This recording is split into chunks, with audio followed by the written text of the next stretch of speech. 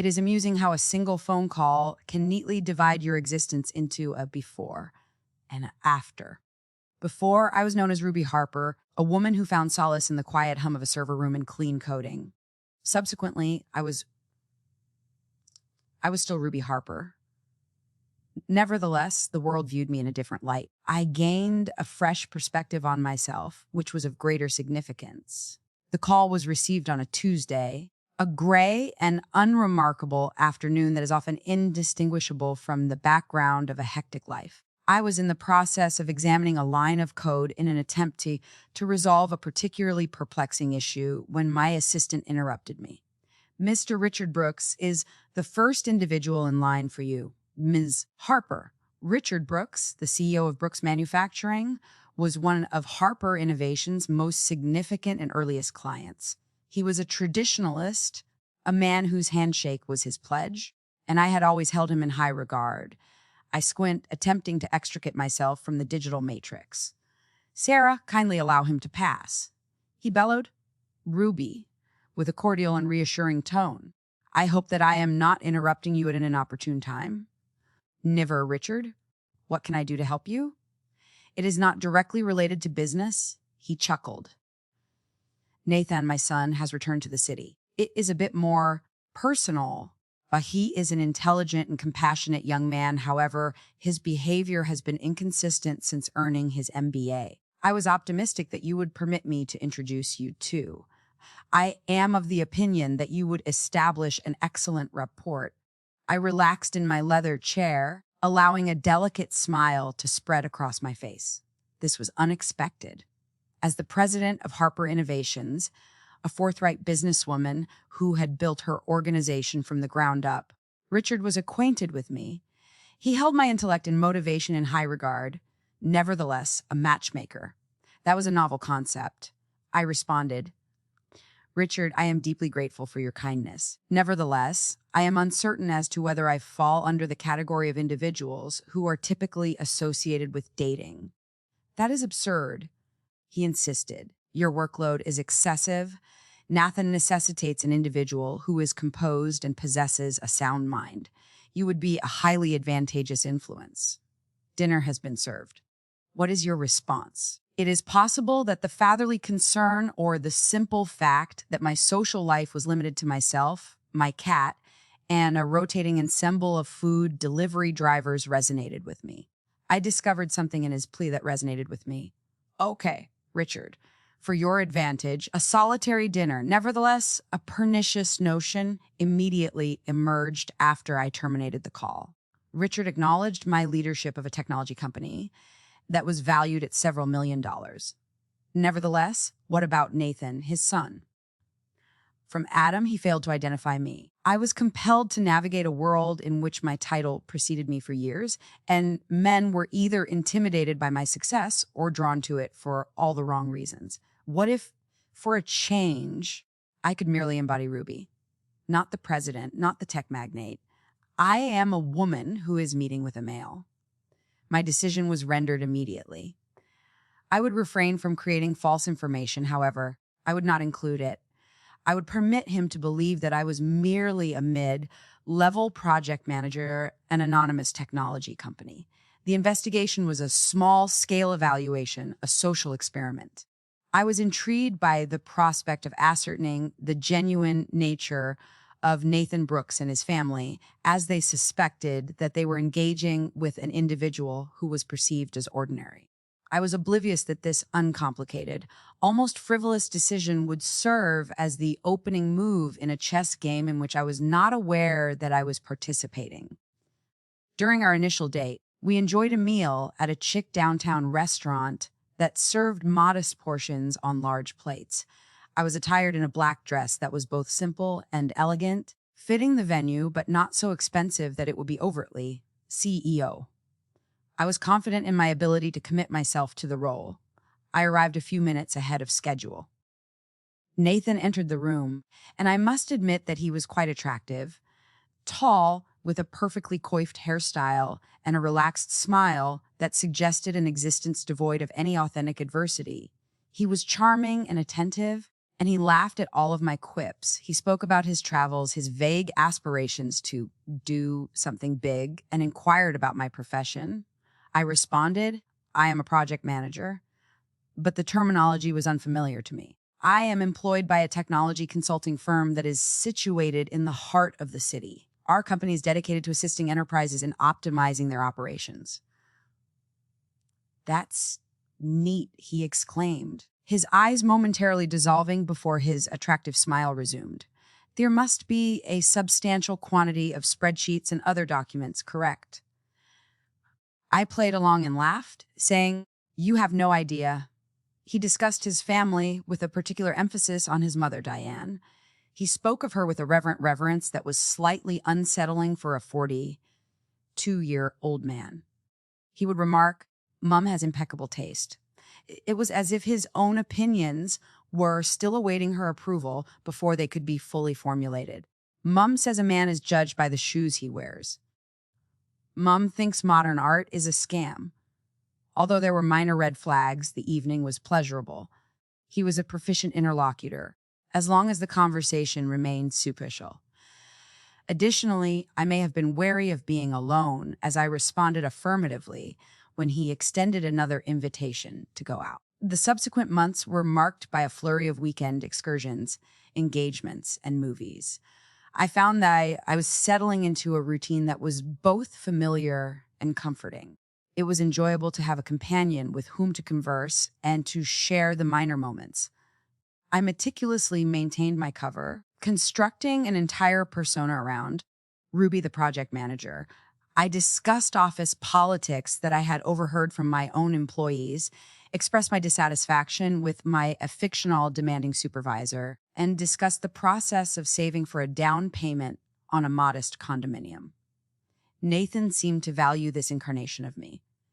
He treated me with a benevolent condescension, as if I were a prize he had won. He was delighted to introduce me to his friends. This is Ruby, he would say, draping an arm around my shoulders with a sense of ownership. She is employed in the technology sector. He was expressing that she was unlike the other ambitious women, as she was extremely intelligent but completely down to earth. She is secure. The initial encounter with Diane Brooks was tantamount to entering a frigid chamber. She was impeccably attired, and her countenance was a facade of courteous indifference. We met for brunch at the family's country club, where the staff operated with a quiet, fearful efficiency. She meticulously investigated me from head to toe, her focus firmly on my dress, which I had deliberately chosen from a department store. Nathan has informed us that you are employed in the field of computing. Her voice was saturated with manufactured sweetness, as she said. So, Ruby, that is indeed accurate, Diane. I am a project manager. How wonderful for you, she exclaimed, taking a delicate sip of her mimosa. It must be immensely fulfilling to have a small career that keeps you occupied. Nathan smiled, appearing to be unaware. Isn't she wonderful, Mother? She is not one of those women who is perpetually engaged in discussions about work, work, work. I merely grinned, albeit in a tight, forced manner. The game was becoming less enjoyable and more enlightening. Nathan unexpectedly drew me into a high-end jewelry store as we strolled by a few months later, where he was like a child in a candy store, pointing at watches that cost more than my first vehicle. He ultimately purchased a gold watch that was excessively conspicuous, spending thousands of dollars without hesitation. The fractures began to become more apparent then. He responded with a shrug, a small token of appreciation for myself. Later that day, as part of my ongoing performance, I casually mentioned my personal circumstances. I stated, I am striving to be more disciplined with my finances, and I am striving to accumulate my savings. Nathan's words were a perfect echo of a 1950s sitcom spouse as he touched my hand and said, Don't you worry your pretty little head about that. He emphasized that is the purpose of men. You will not be obligated to contemplate money once we are married. He had never previously broached the subject of matrimony. It lingered in the air between us, evoking a faint fragrance of his mother's perfume and weighing heavily. The proposal took place 1 month later, during a visit to a vineyard that he had reserved. I can only imagine that it was romantic. He got down on one knee with a ring that was, admittedly, breathtaking, as the sun was setting and the wine was pouring. The ring was a large, flawless diamond that must have cost a fortune. A portion of me, the solitary part that had labored tirelessly for 2 decades, was engulfed by the moment. I responded in the affirmative. "What are you doing?" A small, silent voice screamed in the back of my head, but I suppressed it. I reassured myself that I could make this work. I have the ability to develop feelings for this individual despite his imperfections.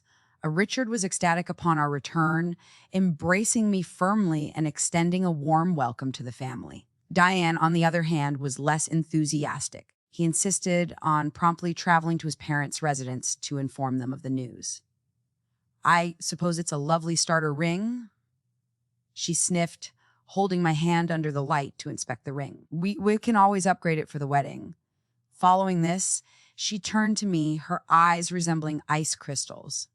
"We must address your employment situation now that you will be a Brooks," she stated, her voice subdued and clandestine. "Nathan, I implore you to provide her with this information." Nathan evaded my gaze, his body trembling uneasily. "Well, honey," Mom and I were engaged in conversation, and we were simply contemplating it would be inappropriate for the wife of Nathan Brooks to be employed in a 9 to 5 position. "You will be tasked with the organization of charity concerts and the attendance of social events. You will be unable to allocate time for spreadsheets and other tasks." I peered at him, and my blood froze into icy water. It was not a question, it was a declaration. It was a condition of my surrender. He just proposed to spend the remainder of his life with me, and his first act as my fiancé was to inform me that my life as I knew it was over. I responded with a perilously calm voice. "Please allow me to clarify. You are under the impression that I will resign from my position." Diane smiled as if she were presenting me with a gift, and she responded, "Of course, dear. You will be exceedingly preoccupied with your role as Mrs. Brooks." I peered at Nathan, eagerly anticipating his response, whether it would be to defend me, to assert that it was merely a suggestion, or to say anything at all. He remained motionless, gazing helplessly from me to his mother, like a puppet with entwined strings. In the vast, silent room, I uttered the word no. It was a small, unyielding stone. Diane's smile was shaky as she pleaded for leniency. I declined. "I will not be resigning from my position." The silence that followed was oppressive and pervasive. Nathan, who had finally discovered his voice, hurried to amend the situation. "My dear, let us not act hastily." He peered at his mother with apprehension. "We can discuss this matter at a later time. It was merely an idea." The entire duration of his return voyage was marked by an apology. "I am profoundly sorry, my dear. It would have been judicious for me to consult with you initially. Your mother may demonstrate a certain degree of antiquated behavior. Certainly, you are not required to relinquish your position. I am in awe of your autonomy."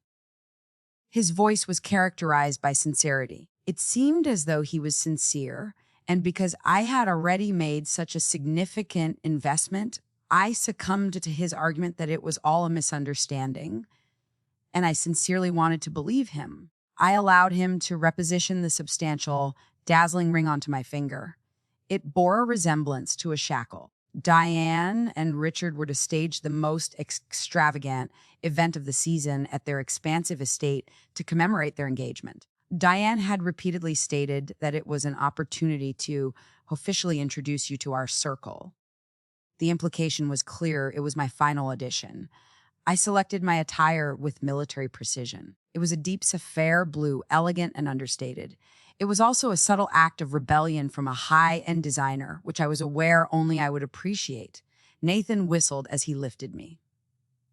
"Ruby, that is truly remarkable. You maintain a neat appearance. I assume that must have amounted to a full month's salary for you." He intended it as a compliment. I replied with a smirk. The soiree was ostentatious, as I had expected. The air was thick with the presence of a calm sense of judgment and costly perfume.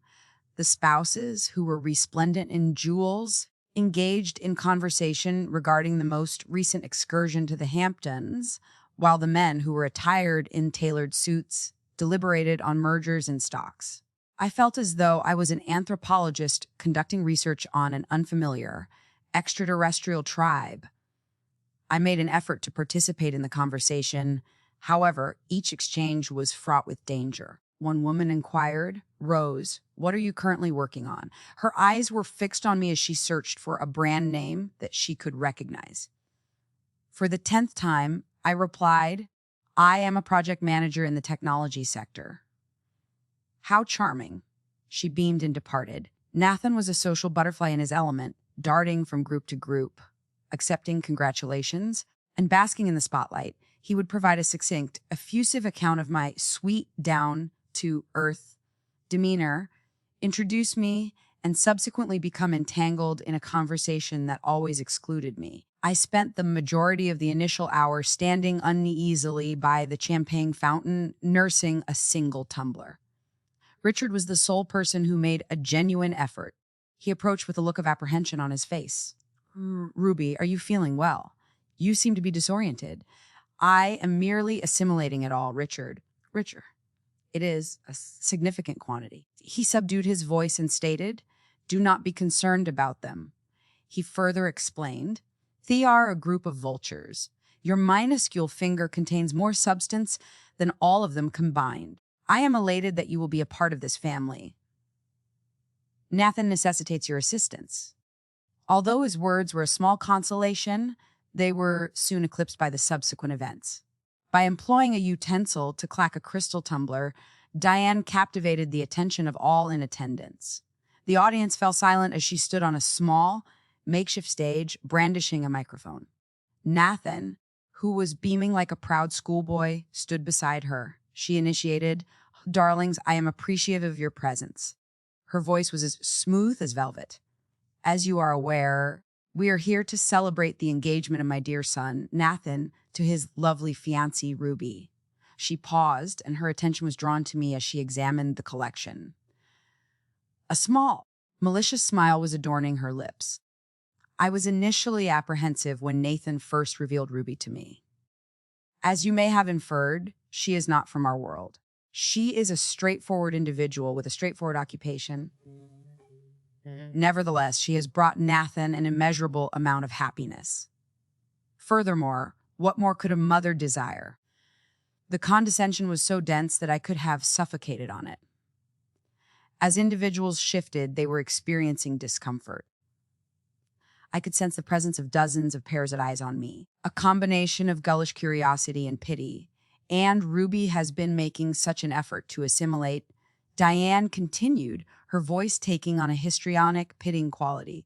She even acquired a new dress for tonight. She informed Nathan that she had been saving for months in order to purchase it. Isn't that the most delectable thing? I felt a shiver in my body. He had informed her of this.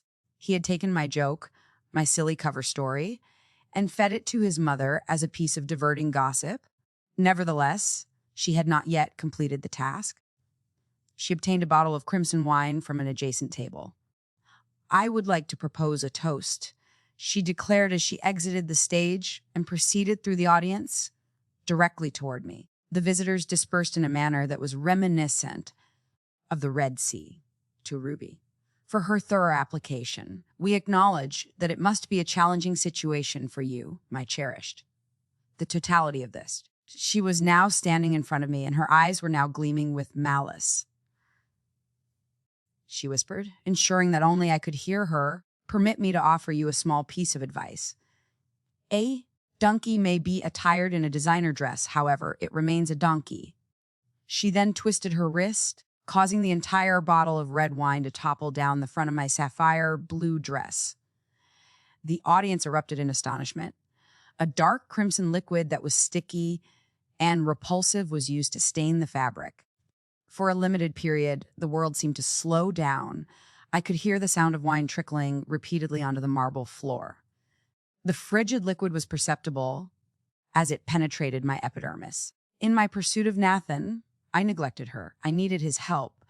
I requested that he intervene on my behalf, offer me protection, and notify his mother that she had exceeded her authority. Our gazes intersected across the room. Furthermore, he did nothing.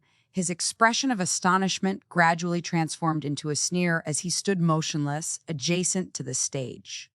Subsequently, he erupted in hilarity. It was not a boisterous guffaw, a sound of complicity. It was a quiet, anxious giggle. He participated in his mother's mirth. In that single, soul-crushing moment, every nagging doubt, every red flag I had overlooked, and every small voice I had suppressed, all came cascading down on me. The game had come to an end. The experiment had yielded its results. The result was calamitous. He was not solely a vulnerable individual. He was a malevolent individual. Furthermore, he was the progeny of his mother. It was as though a part of me had fractured. The humiliation and the agony were all reduced to a single, unyielding point of unadulterated, frigid clarity. The music had ceased.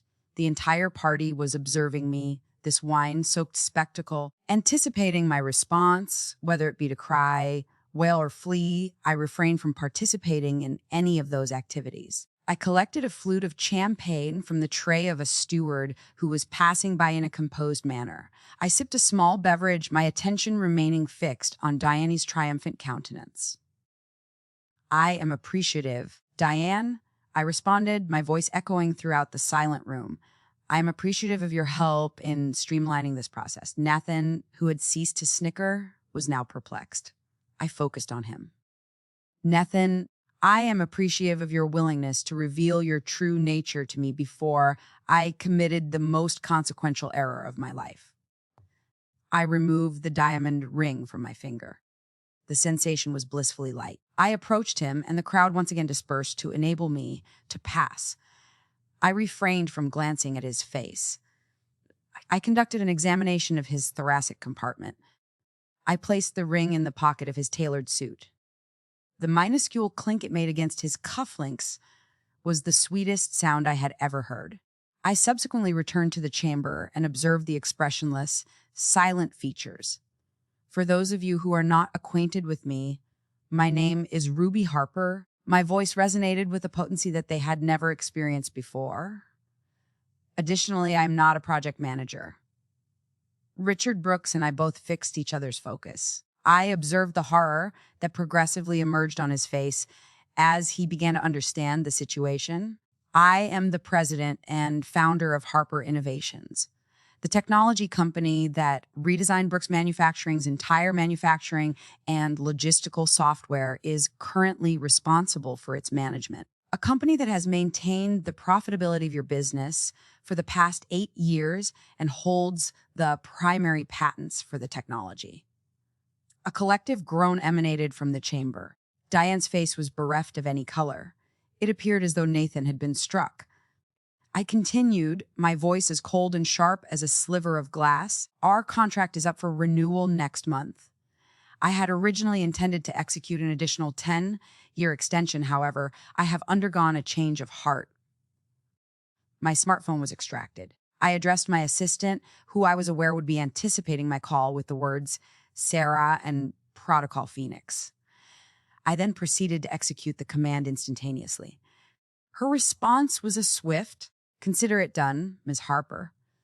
The conversation was abruptly concluded by me. "Protocol Phoenix," I explained to the motionless, gaping audience, "is a contingency plan that I developed in anticipation of the dissolution of a significant client partnership.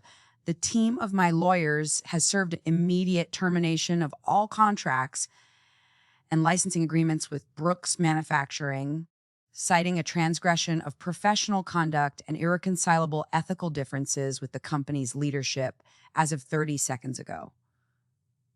I turned to Richard, who was now sporting an ashen gray complexion. "I am sincere in my apologies, Richard. You were an exceptional professional collaborator. However, your family has a character deficit that no amount of money can rectify." I then observed Diane and Nathan, who were immobile, resembling statues in a dilapidated museum. "I see, Diane, you were correct in one respect," I replied, allowing a gradual, sincere smile to emerge from my lips. "The situation is overwhelming. assuming a persona that is not one's own. It is recommended that you attempt it at some point. I see. It is unnecessary for you to do so. This is because in approximately 6 months, you will discover your true identity when you are compelled to sell your home and all of your possessions due to the bankruptcy of your company. I conducted a final examination of them, observing their expressions of horror and astonishment, the exquisite room that abruptly assumed an unappealing and garish appearance, and the unsightly crimson stain on my dress that had become a badge of honor. I turned and strode out without saying a word. The entire room was focused on my back. Nevertheless, for the first time in months, I felt an absolute sense of liberation. I did not look back as I walked down the long, manicured driveway and the cool night air hit my face. Not a single time. Brooks Manufacturing was akin to a body lacking a skeleton in the absence of our proprietary software. Their production lines came to a complete stop. Chaos ensued in their logistics. Orders were overlooked. Clients fled. They filed for bankruptcy within 4 months after their stock price plummeted, despite my accurate forecast. Unfortunately, the outcome occurred at a faster pace. The news was widely disseminated in the business journals. Richard, to his credit, made an effort to salvage what he could. At one point, he contacted me, his voice resonant with defeat. He did not request that I reconsider. He has just provided an apology for his wife, his son, and his own blindness. I accepted his contrition and extended my best wishes to him. Subsequently, I learned that he divorced Diane and relocated to a smaller town in order to lead a more tranquil existence, ultimately free from her influence. Nathan and Diane did not fare as well. They were required to acquire the skills of budgeting, laundry, and adulthood at the age of 43. The irony was not lost on me when I learned that Diane was employed as a personal shopper at a high-end department store, and Nathan was struggling to maintain an entry-level sales position. The moment the money arrived, their circle of friends dissipated. My personal success was even more significant than Harper Innovations' significant growth during the subsequent 3 years. We acquired the remaining market share of Brooks Manufacturing, which resulted in a threefold increase in our company's valuation. I was able to regain my financial independence for the rest of my life by selling a minority stake in my company. Additionally, I promoted my exceptional COO to take over the day-to-day operations, which allowed me to step back and finally breathe. I rediscovered the items that I had previously cherished and resumed hiking, confronting mountains that strained my physical capabilities and refocused my mind. Later that evening, I reflected on the world below me while standing atop a mountain in the Rockies. Despite this, I did not experience any feelings of resentment or remorse. Rather, I experienced a profound, enduring tranquility. Furthermore, I began volunteering at a nearby community center where I teach computing to underprivileged children on weekends. The joy I feel when I observe their eyes light up as they write their first line of code and realize they have the capacity to create something from nothing is greater than any business transaction. I never again entered into a romantic relationship with a man who was unaware of my identity. I came to the realization that my success is an intrinsic aspect of my identity and should not be concealed or embarrassed of. This is a testament to my passion, resilience, and the memory of my late brother, whose ambition to establish this company I successfully fulfilled. I occasionally observe a young girl in the rear of the classroom who is not only incredibly intelligent, but also quiet. As I stand in front of the children, her brow is furrowed in concentration. I recognize myself in her and make a silent commitment to the woman I have become and to her. Never allow anyone to make you feel insignificant. Their assessment does not establish your value. You have forged it in your own flames. I came to the realization that my fire was only beginning to ignite.